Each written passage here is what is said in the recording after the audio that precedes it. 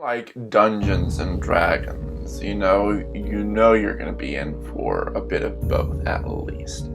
And so, of course, with dragons, there would be evil dragons to fight. And wouldn't it make sense for there to be some classes or subclasses that are wrapped around that? Maybe a paladin, or a fighter, or maybe a ranger. Hello, welcome back, or welcome to DIS. I am this idiot, and you are hearing me speak again, or for the first time. For the first time, I apologize. If you are hearing me speak again, I also apologize. You have come to DIS, this idiot speaking. You may continue on with your day, or if you want to continue hearing me speak, you can continue on with the video. Today we are going to review and talk about the Homebrew subclass, the Ranger Dragon Hunter Conclave. So without further ado, let's get in. Dragon Hunter Conclave. She readied herself amongst the bushes as the shadow of her target passed overhead. Her brother had spoken briefly about the size of the beast that killed their father before he left home for the last time to find less terrifying work. But he had indeed understated the presence of this dragon. Nonetheless, she took a short breath in and pulled back her drawstring, aiming for the creature's neck. You are a dragon hunter.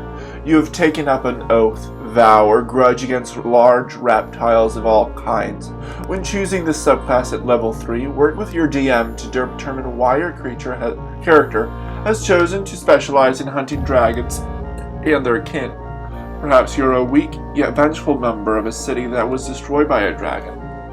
Or you're a seasoned hunter who craves more dangerous prey. Whatever the reason, you now dedicate yourself to the study, the hunt, and ultimately the dispatch of dragons and dragon kin. Vital Shot. At 3rd level, your knowledge allows you to pinpoint the precise location in which an enemy creature is weak to attack. Before you make an attack roll with a weapon you have proficiency in, you may choose to double your proficiency bonus when adding it to the roll. For instance, if your proficiency bonus is 2 when you use this ability, you will add 4 to the roll. This ability can be used a number of times equal to your wisdom modifier, and expended uses are regained after a short rest. Dragon Hunter Magic. Starting at 3rd level, you will learn an additional spell when you reach certain levels in this class, as shown in the Dragon Slayer spells table. The spell counts as a ranger spell for you, but it doesn't count against the number of ranger spells you know. There are the spells, the level, and then the spell. At 3rd level, you gain Guiding Bolt. At 5th level, you have Earthbind or Reduce Enlarge. At 9th level, you get Fly. At 11th level, you get Charm Monster. And finally, at 15th level, you get Hold Monster. Here be dragons. Your study and combat have allowed you to hone your defenses against your enemies. Starting at level 7, once per long rest, you may enter a defensive state which lasts for 1 minute. In this state, creatures of size category large or higher have disadvantage on attacks rolls made against you. Additionally, you take the effects of the monk's evasion skill for the duration of this ability. Worm Sunder. Your mastery over dragons allows you to control their movements. Starting at 11th level, when you land an attack on a flying creature, you may force the creature to make a Constitution saving throw. The DC equals your spell save DC. On a fail, the creature takes an extra 3d10 piercing damage and is unable to fly for 1 hour. And finally, Dragon Slayer. At level 15, your unparalleled experience in fighting dragons allows you to rend through their flesh and bone with ease. Critical strikes made against large flying creatures always deal max damage. And that is it for this. Let's go on to the review itself. This is a very short one and written by Dylan K. Interesting. I'll post a link in the description about that. So on to the review. I think I already said that. Whoops. Let's go on. Okay, good. I was waiting to make sure it was going. It's going. Yay! Anywho, storyline-wise, it is a very good. I love the role-play opportunities from it. Like you have a vow of enmity against dragons, or you're wanting to graduate from to more dangerous prey, or even I was thinking maybe a good dragon, like a metallic dragon, or even a good chromatic dragon. That's a possibility. Has gifted you the power to hunt others of its kind, because he wants either to be the best, or wants more evil dragons to die, or even more good dragons to die. I don't know. That's a possibility too. That would be interesting. So story is cool. Let me go to the feats themselves. The vital shot. Double your proficiency bonus for an attack equal to a number of times equal to your wisdom modifier, and after a short rest. I feel like it should be either expended uses are regained on a long rest, or it's a proficiency bonus equal number of times. Because I feel like wisdom modifier regained on a short rest means you can blow through them with pretty much ease, which I think that would make it a little too powerful. Dragon Hunter magic, that is pretty cool. All makes sense. Guiding Bolt, not so much, but that is a powerful spell anyway. I'm not sure what a better spell for that would be. Let me know it down in the comments what you think. Here be dragons. You go into a defensive state. I would say it should be like as a bonus action, or it could be as an action. That's a pretty nice one. You get creatures that are larger or bigger than larger than large, larger or bigger than large, larger or higher have disadvantage on attacks against you, and you have the Monk's Evasion skill during this ability, which is pretty cool. It is a bit powerful with that Monk's Evasion skill tacked on, but I think it's still pretty good. The 11th level Worm Sunder. That's a really cool one where when you attack a flying creature, you can make them do a saving throw and take extra damage and can't fly for an hour, which is really cool. You get rid of their ability to, go around the battlefield. A level 15, the Dragon Slayer. That's really cool. About critical strikes made against large flying creatures always deal max damage. That's really cool, really powerful. Although I don't know how often critical strikes against large flying creatures will happen. So maybe get something like that. You have advantage on, large flying creatures or something like that. And then if you do have if you do crit on them, have a critical strike on them, you always deal max damage. That's a possibility.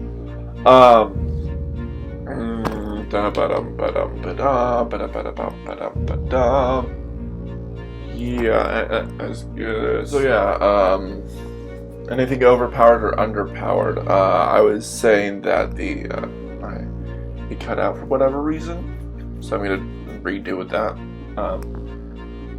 So I would say, the vital shot, that if it's, double proficiency, wisdom modifier times per short rest, the wisdom modifier times per short rest seems a bit overpowered. But if you do like your proficiency bonus times per short rest, whatever, that should be good. Or wisdom modifier times per long rest. I think either of those would work. I just don't think the wisdom modifier times per short rest is a good idea.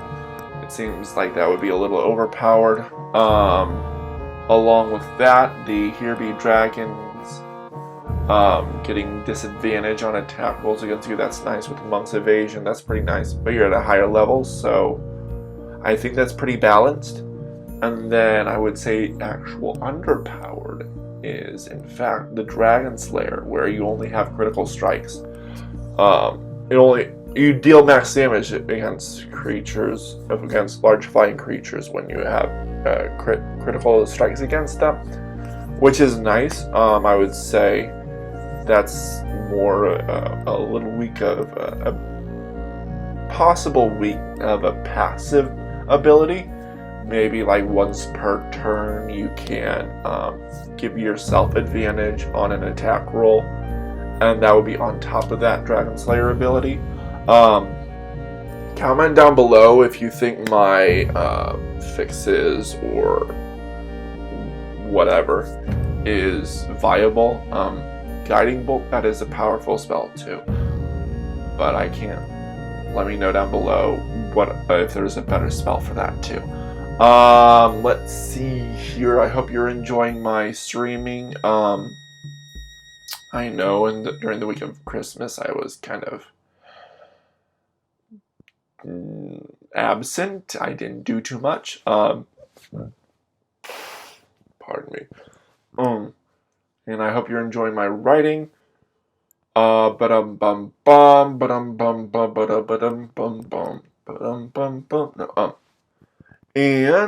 so yeah, that's the Dragon Hunter Ranger. Next week we're going into the Rogue. This one is called the Marauder. About basically being kind of a thug as a rogue, which is interesting. We'll see how that is. But yeah, join me next week for that. That should be interesting. This is a bit of a shorter one, which is fine. So yeah, I hope you guys had a great Christmas. I will see you in the new year. That's going to be exciting.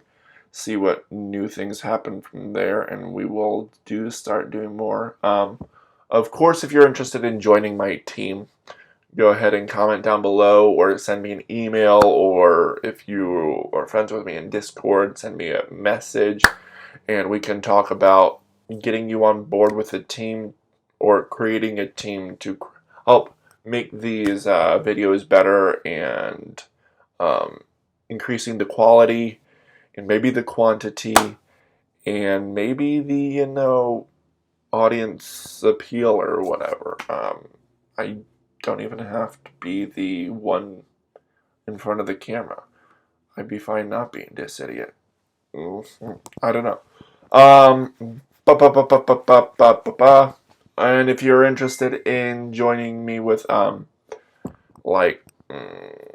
interested in trying these subclasses out or trying out some of the settings that I create, let me know as well. I'd be interested in starting that up as well. And yeah, besides that, I don't think there's anything else to talk about. So I hope you had a great Christmas.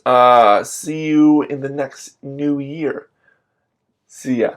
This idiot out. Oh, sorry. Previous episode, channel subscription, like, comment, subscribe, share, all that fun stuff.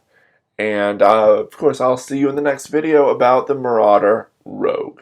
See ya. This idiot out. Actually.